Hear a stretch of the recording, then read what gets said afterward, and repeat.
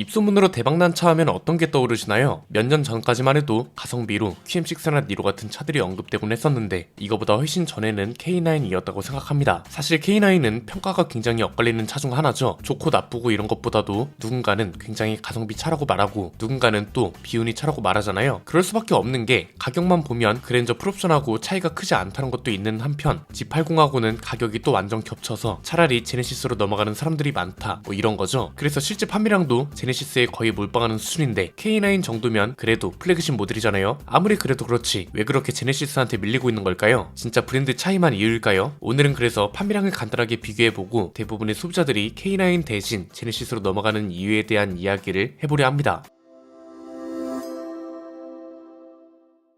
저는 개인적으로 K9을 좋게 생각합니다. 브랜드보다는 실속을 다지기도 하고 어차피 비슷한 성향이라면 좀 더 저렴하고 실용적인 차를 선택하게 되더라고요. 그런데 대부분은 제네시스로 넘어갑니다. 뒤에서 자세히 살펴보겠지만 K9은 G80과 G90 사이에 위치하고 있거든요. 그 전에 판매량을 간단하게 보면 올해 4월까지 G80 내연기관 모델이 17,000대 가까이 팔릴 동안 K9은 760대를 채 못 팔았습니다. 같은 기간 G90도 2,750대를 넘게 판 걸 보면 판매량이 비교적 저조하다고 할 수 있잖아요. 이 정도 차이면 K9 살 바에 G80, K9 살 바에 G90 둘 다 성립되는 말이기도 하고요. 가격을 보면 더 애매해집니다. 후륜구동 기반 차라는 점을 제외하곤 파워트레인은 다들 달라서 그냥 모델별 가격 범위를 보면 이렇습니다. G80 2.5 가솔린 터보 모델이 가격은 5,890만원부터 8,310만원이고 3.5 가솔린 모델은 6,550만원부터 8,940만원입니다. K9은 가장 많이 팔리는 3.8 자유느끼 가솔린 모델이 가격이 5,933만원부터 8,618만원 정도고요. 3.3 터보 모델은 6,588만원부터 9,093만원입니다. 마지막으로 제네시스 G90은 3.5 가솔린 터보 모델을 기준으로 9,540만원부터 1억 3,500만원 정도를 왔다갔다 합니다. 가격 범위만 보면 G80하고 상당히 많이 겹치고 G90하고는 차이가 좀 있다고 할 수 있습니다. G80하고 비교하면 최저 가격 기준으로는 K9이 43만원 비싸고 최고 가격 기준으로는 K9이 153만원 정도 비싼 걸로 나옵니다. 이 정도면 거의 취향 차이로 갈린다고 봐야 하는데 그 중에서도 G80이 취향인 사람이 압도적이란 거죠. 왜 이렇게 갈리는 걸까요? 이유는 간단합니다. 크게 세 가지인데요. 첫 번째는 가장 흔하게 언급되는 말이죠. 브랜드 차이란 건데요. 가격이 비슷하다면 이왕 사는 거 기아보다는 제네시스로 가는 게 더 낫다 뭐 이런 거겠죠. 그런데 여기에 좀 더 보태자면 제네시스만 있는 게 아니라는 게 더 중요할 수도 있을 것 같습니다. 이 정도 가격대로 가면 K9은 G90하고만 경쟁하는 게 아닙니다. 벤츠 BM하고도 경쟁을 해야 합니다. G80하고 겹치는 E클래스나 5 시리즈도 선택 범위에 들어오는 거니까요. 이렇게 되면 제네시스, 벤츠, BM을 버리고 기아를 선택하겠다 이 정도로 결심을 해야 K9을 산다는 거고 대부분의 사람들은 비슷한 가격이라면 더 좋아 보이는 프리미엄 브랜드로 가잖아요. 그렇기 때문에 시장 구조상 K9의 엄청난 판매량을 기록하기는 어렵다 이렇게 볼 수 있습니다. 물론 현대차한테는 에쿠스가 있고 우리나라 고급 세단은 에쿠스와 K9 양강 구도다 이런 거라면 이야기가 달라질 수 있는데 지금은 제네시스가 독립한 지도 오래됐고 벤츠 BM도 워낙 잘 팔리니 어려운 게 사실입니다. 두 번째는 그래서 K9이 가성비인 걸 모르는 사람들이 많다고도 볼 수 있습니다. 애초에 이 정도 가격대면 G80을 고민하다가 벤츠 BM도 고민 리스트에 넣는 정도인 거지 K9이 고려 대상이 되는 경우는 처음부터 거의 없는 거죠. 그렇다 보니 꽤 좋은 가성비에 승차감도 좋고 실내도 충분히 고급스러우면서 넓은 세단이 기아한테 있다는 걸 대부분 모르고 처음 고려할 때 K9은 아예 빠져있는 경우가 많은 거죠. 세 번째는 고민 범위를 조금 더 넓혀보면 명확해지는데요. 그랜저까지 생각하면 K9의 위치가 더욱 애매해진다는 게 문제입니다. 이게 무슨 말이냐면 두 가지입니다. 그랜저에서 살짝 보태서 넘어가겠다고 생각하는 사람이 있을 수 있잖아요. 이런 사람들한테는 가성비로 느껴질 수 있는데 문제는 이렇게 생각하는 사람들은 소수일 수밖에 없다는 겁니다. 왜? 그랜저랑 가격을 비교하려면 그랜저를 풀옵션으로 놓고 비교해야 하고 그랜저도 가성비 타이틀로 잘 팔리는 게 없지 않기 때문에 풀옵션으로 구매하는 사람들이 전부는 아니잖아요. 이렇게 되면 그랜저에서 K9으로 넘어가야겠다 이렇게 생각하는 사람이 거의 없을 수밖에 없다는 소리이기도 하고요. 그렇다면 아예 처음부터 제네시스를 염두에 두고 있는 사람이다. 그럼 이제 이쪽은 처음부터 가격대를 높게 잡은 거잖아요. 이런 경우에는 또 좀 더 비싸게 주더라도 고급스러움과 브랜드 가치를 원하는 사람일 가능성이 크기 때문에 여기도 K9한테는 불리한 거죠. K9을 정말 가성비로 사려면 하위 트림인 플래티넘에 사륜구동, 모니터링 팩, 19인치 휠과 타이어 이 정도만 넣고 6천만원 초중반대 정도를 가성비라고 할 수 있습니다. 이건 이제 그랜저 풀옵션하고 가격 차이가 크지 않은 거죠. 그런데 또 제네시스 정도의 고급스러움을 생각하면서 K9 견적을 보잖아요. 이렇게 되면 이제 베스트 셀렉션 트림에 프리미엄 팩, 렉시콘 프리미엄 사운드 스피커, VIP 패키지, 프리뷰 전자제어 서스펜션 이런 것들을 넣게 되고 이러면 이제 가격이 7,600만원까지 올라가 버립니다. 이러면 이제 당연히 제네시스랑 더 고민을 할 수밖에 없는 거죠. 거죠. 뒷자리만 타는 사람이라면 K9에 더 기울어질 수 있는데 이렇게 되면 또 G90이 아른거리고요. 운전을 하고 다니는 사람이라면 그냥 G80이 더 낫다고 판단할 가능성이 크다고 봐야 하는 거죠. 사실 많이 아깝긴 합니다. 지금은 EV9 같은 차들이 플래그십 모델 역할을 가져간다 해도 대형 세단 특유의 분위기나 역할을 완전히 가져가기는 어렵다고 보거든요. 그리고 K9이라는 차 자체만 봐도 그렇습니다. 충분히 고급스럽고 승차감도 좋고 플래그십 세단다운 면모를 잘 갖추고 있습니다. 실제로 타보면 기대했던 것보다 괜찮아서 놀라는 차종 중 하나라고 보거든요. 그런데 소비자들은 차종만 보고 선택을 하는 건 아니기도 해서 지금의 한국 자동차 시장 구조에선 잘 팔리기가 어려운 게 사실입니다. 그냥 생각나는 건 K9이 정말 잘 팔리려면 일반적인 세단 형태로 가면 힘들지 않을까 싶습니다. 토요타로 치면 렉서스도 이겨버리는 센츄리 정도의 만듦새와 같이 한국 소비자들을 위한 한국에서 가장 고급스럽고 가장 위상 높은 세단이라는 이미지, 여기에 디자인 정체성까지 명확하게 잡아간다면 국내에서는 G90보다도 많이 팔릴 수 있을 겁니다. 정말 이상적으로만 생각한다면 이런 방향이 맞다고 보는데 현실적으로는 많이 어렵죠. 자동차 회사는 일반 기업과 다르게 기이해 보이거나 이걸 왜 만들지? 이런 생각이 들 정도의 모험도 어느 정도 필요하다고 봅니다. 글로벌 기업들 치고 이런 모험을 안 한 브랜드가 없으니까요. 그런데 지금 상황에서 현대차그룹이 이런 모험을 시도할 수 있을지는 잘 모르겠습니다. 물론 의지만 있다면 충분히 할 겁니다. 어차피 전기차도 지금 속도 조절을 한다고 하지 제네시스에는 EREV라는 새로운 개념의 하이브리드 차도 추가한다고 하잖아요. 이 소리는 현대차그룹이 한국 자동차 시장은 하이브리드 차의 수명이 다른 글로벌 시장보다 길게 갈 거라고 판단한 거고 K9도 하이브리드를 도입해서 수명을 이어가면 된다는 소리이기도 하고요. 앞으로 어떻게 될지는 모르겠지만